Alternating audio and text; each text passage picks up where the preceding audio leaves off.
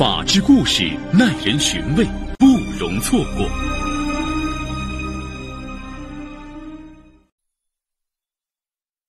说起来，连陶显贵自己都难以置信，自己是怎么踩中了狗屎运，竟然交了一个既富有又有文化、年轻漂亮，如今还在英国名牌大学留学的女朋友。出生1983年的陶显贵是安徽省芜湖市六郎镇农民，初中文化。2006年8月，陶显贵因犯盗窃罪被当地法院判处有期徒刑1年，缓刑2年。此时的他已经结婚，而且有了一个2岁的儿子。此后他来到南京，找到一家小理发店做洗头工。1年后，他应聘到南京美发界高档大型连锁店华仔美发店大中桥分店。为使自己变得洋气一些，他还给自己取了个别名叫万语科。他努力学习美发业务，2010年春节后被任命为该店的发型总监。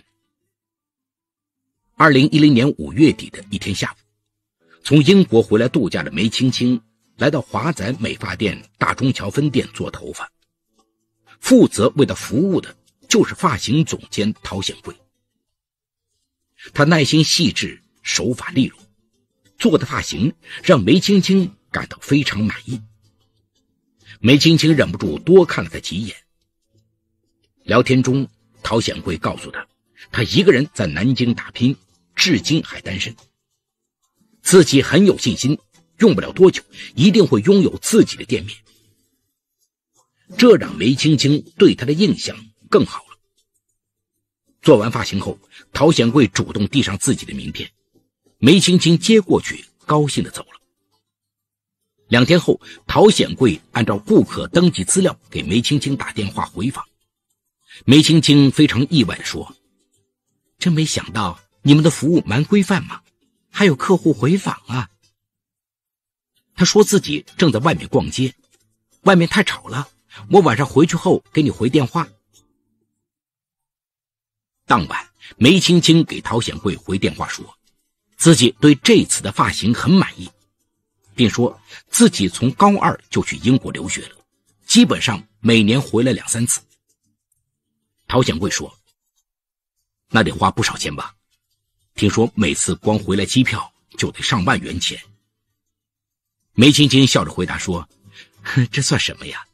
对于我爸妈来说，这些都是小钱。2人聊得很开心，最后他们约好第2天晚上去海福巷附近的一家火锅店吃火锅。那晚用餐过程中，陶显贵又听梅青青聊了很多他在国外的趣事，同时也对梅青青的自身情况有了进一步的了解。梅青青高中时就读南京一所著名的重点中学，高2那年她在父母的安排下去了英国，之后考入英国最著名的高校之一爱丁堡大学。梅青青还告诉陶显贵说，我爸爸在新疆开矿，拥有一家大型企业，在南京设有一个分公司，由我妈负责，他们俩平时都忙着赚钱，没时间照顾我。梅青青还说，自己在国外虽然从不缺钱，但因周围都是外国人，她几乎没有一个朋友，觉得很孤单。梅青青的这番话让陶显贵听得心里无比复杂。同样是年轻人，他过的是怎样的生活，而我呢，简直是天壤之别啊。他不停地夹菜给梅青青，还给她专门点了一份点心，让她带回家明天当早餐。与他分手后，梅青青给他发了一条短信，想不到你很会照顾女生嘛，我喜欢。陶显贵当即回了短信，我们俩差距太大了，否则我一定会追你的。梅青青回复说，都什么年代了，你还有这种想法，真是老土。于是陶显贵试探着给梅青青又回了一条短信，可惜你很快又要回英国了，否则的话我还可以约你出来玩玩呢。梅青青的回复令他喜出望外。那你就趁我还没回去时先约我呀。陶显贵于是约了第二天晚上再出来吃饭，梅青青答应了。第二天晚上，两人在瑞金路的一家茶餐厅吃了顿简餐。陶显贵再一次试探着说了自己与梅青青家庭背景的差距。梅青青表示说，不同职业的男性其实是有不同风格的魅力。陶显贵简直难以相信，这个19岁的女孩子会说出如此成熟的话来。又隔了2天，休息在家的陶显贵下午闲着没事，就给梅青青发了一条短信：1天多没有见到你，我发现我有点想你了。很快梅青青就回复了过来：好啊，那我马上过来看你。陶显贵看罢短信，喜出望外，连忙回复道：一言为定，我在夫子庙等你。大约半小时后，梅青青打了一辆出租车赶到了。陶显贵带着她去附近的宾馆开了一个房间，两人缠绵了4、5个小时才离开。陶显贵无论如何不敢告诉梅青青，自己其实刚刚离异不久，有个7岁的儿子。离婚的原因是因为他背着老婆与一位30岁的离异女顾客沙琛偷情，被老婆发现后，老婆愤然提出离婚。而在南京一家公司做白领的沙琛也深爱陶显贵。就在这时，陶显贵认识了更年轻、家境更好的梅青青，于是他便背着沙琛又与梅青青激情燃烧。他更不敢告诉梅青青自己是一个有犯罪前科的人。2010年6月中旬，梅青青返回英国继续学业。陶显贵为了证明自己的用情专一，每天凌晨4点准时上网与梅青青视频聊天。由于沙琛并没有与他同居，两人只是偶尔相聚缠绵，因此沙琛和梅青青都没有发现彼此的存在。除了网络视频聊天，陶显贵与梅青青有时也互相发短信或打电话互诉衷肠，而国际长途电话的高额费用显然是月收入还不到3000元的陶显贵所不能承担的。为此，梅青青便省吃俭用地接近男友，有时候还撒谎说自己的生活费不太够，向父母要钱。收到钱后，她很快再从英国转账到陶显贵的银行卡上。他无论如何也不会想到，陶显贵每次收到他汇来的钱后，就直接换成人民币提出来去打游戏机，在几个月的时间里，就将他先后汇给他的将近10万元人民币全部输光了。2010年8月，放暑假的梅青青再一次回国，他非要去陶显贵的老家看看。陶显贵没办法，只得把他带到了安徽芜湖市区的一家宾馆住了3天，并谎称家里在盖房子，没办法住人。此时他隐隐觉得这个女友有着富贵人家孩子特有的任性，这让他心里很烦。2010年12月中旬，因圣诞放大假，梅青青再次飞回南京与朝思暮想的恋人见面。此时的陶显贵因为沉溺于与2个女友恋爱和赌博，没有完成美发店的考核指标，已经被辞退了，根本没有任何收入。想到即将见面的女友很有可能会问到这些，万一真相被他知道，他跟自己要钱怎么办？他觉得自己跟这个女孩结婚的可能性是根本没有的，必须找机会摆脱她。苦思冥想后，他突然心生一计。12月15号，梅青青回到南京，母亲见到女儿非常高兴，远在新疆的父亲也给女儿打电话问候。然而这天晚上，母亲却严肃地跟女儿谈起了一个她不愿意听到的话题。听你表姐说，你好像在跟一个发型师谈恋爱，有这回事吗？梅青青说，你别听表姐乱说，我们只是普通朋友。母亲提醒女儿说，没有最好了，我也不相信我女儿会找一个穷光蛋，你爸爸也不会同意。见母亲这样说，梅青青不作声了。第二天中午，梅青青迫不及待地打了辆出租车，来到陶显贵租住的位于南京市郊江宁区的一处出租屋。此时处在人生低谷的陶显贵正焦虑不安，工作丢了，赌博输光了，老家的父母又打电话来让自己给留在父母那儿的儿子寄学费和生活费，他愁死了。陶显贵满脸忧郁地告诉梅青青，真的很对不起你，你会给我创业开店的钱被我不小心弄丢了。为了让梅青青相信自己的话，陶显贵还当着她的面拨打110报警。看着男友满脸痛苦的表情，梅青青丝毫没有责怪他。接着梅青青告诉陶显贵，我父母好像听说了我们俩的事儿，表示强烈反对。陶显贵一听，顺势就说，那我们就分手吧，我也确实配不上你。但是痴情的梅青青却反而安慰他说，你别急嘛，我一直在悄悄地想办法。我听说在福建可以找到蛇头，交20万到30万人民币就可以去英国。要不我再想办法跟我爸妈多要点钱，攒着给你去英国吧，这样我们就可以团聚了，我父母也没办法干涉我们了。还没等他说完，陶显贵就情绪激动地表示反对，你开什么玩笑，去英国有那么容易吗？梅青青一下子着急了，那你说怎么办？我爸妈是肯定不会同意我们在一起的，如果我一意孤行，他们就会断了我的一切经济来源，不但我留学不成，我们的感情也完蛋了。你不是爱我吗？为什么不能跟我去英国？陶显贵心里烦不胜烦，万一他的父母再掺和进来，那自己肯定吃不了兜着走，自己花掉的10多万元也肯定必须归还。可是自己到哪里去弄这么多钱呢？想到这里，他半开玩笑半赌气地说，既然你父母这么反对我们俩在一起，那我们还不如一起死了算了，我们一起自杀吧。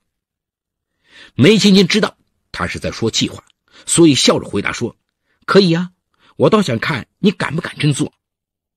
两人为是否偷渡的事始终没有取得一致意见。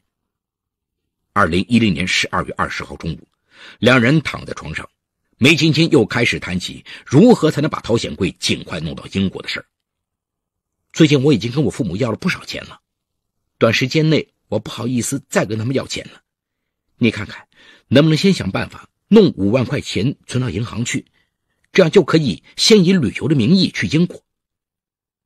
还没等他讲完，陶显贵就很不高兴地打断了他的话说，你别费心思了，我根本就不想去英国，我没有文化又没有钱，我去英国做什么？再说了，我俩是不会有未来的，还是趁早分手吧。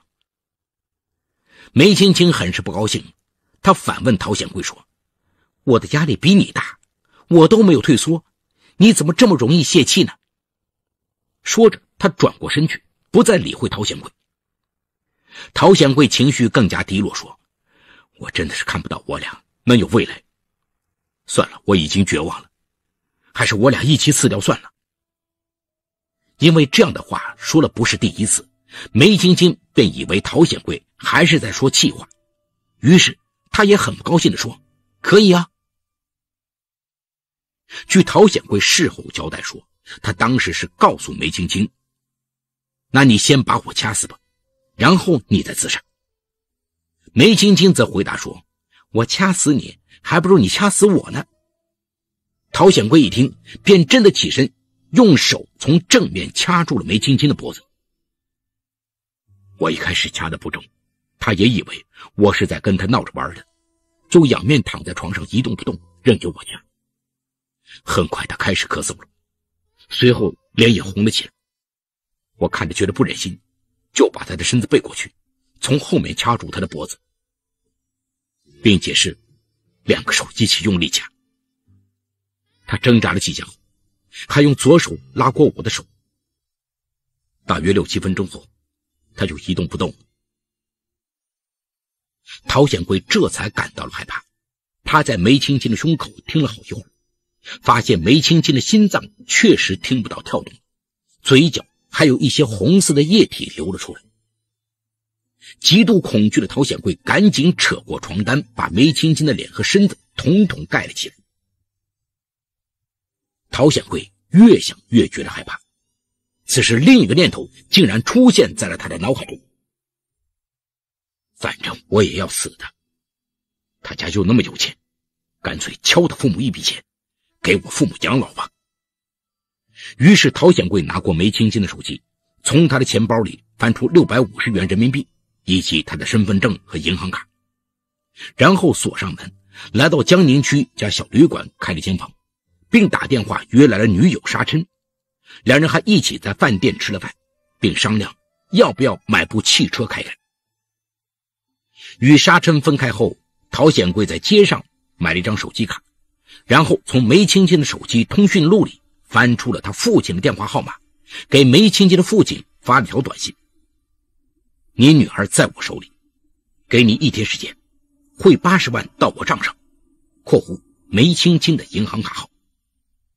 同时你不准报警，否则你就等着收尸吧。梅青青的父亲收到这条短信后立即回复，焦急地询问女儿的情况，并问陶显贵：如果是我得罪了什么人，请告诉我。陶显贵给他的答复是：你得罪了谁，你自己心里有数，这些年你已经赚了那么多钱，该放手时就该放手吧。梅青青的父亲按照发来短信的电话号码打过来，急于想捞钱的陶显贵接了电话。梅父提出：我要跟青青通话，否则我怎么相信你说的话？但是被陶显贵一口回绝，别提条件，要是不答应，别怪我不客气。梅青青父母生怕激怒对方，没敢报警。经过一晚上的电话谈判，陶显贵同意将赎金降为40万，并约定次日中午送钱，一手交钱一手交人。到了凌晨3、4点，夫妻俩还是报了警。南京市公安局白下分局刑警大队干警询问梅青青的交往圈子，梅母这才想起来，听说女儿跟一个美发师谈恋爱，问了梅青青表姐，她说只是知道有这么一个人，但是具体是哪里的她也不知道。警方于是找到了梅青青的一个同学，同学说梅青青说过跟一个叫万宇科的男子来往密切，此人是华仔美发店的总监。12月21号晚上，警方在江宁区东山街道一小旅馆将陶显贵抓获。根据他的交代，警方在他的出租屋里找到了梅青青的尸体，后经法医鉴定，梅青青系遭受扼颈致机械性窒息而死亡。陶显贵交代，他对梅青青的感情从一开始就是假的。案件告破后，陶显贵的女友沙琛向警方承认了自己与陶显贵恋爱，以及他曾资助他2.4万元开店，他至今未还的事。陶显贵为什么要杀害梅青青？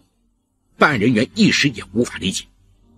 为慎重起见，办案机关随后还对陶显贵进行了精神病鉴定。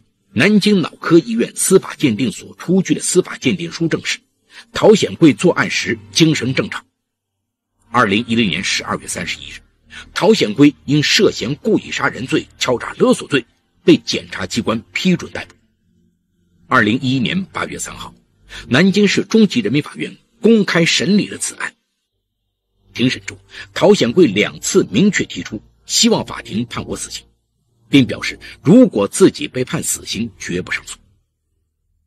梅青青的父母出席了当天的庭审，这对悲痛欲绝的父母强烈要求法庭对陶显贵判处死刑。法院没有当庭宣判，陶显贵正在等待法律的判决。好，故事说到这儿就结束了。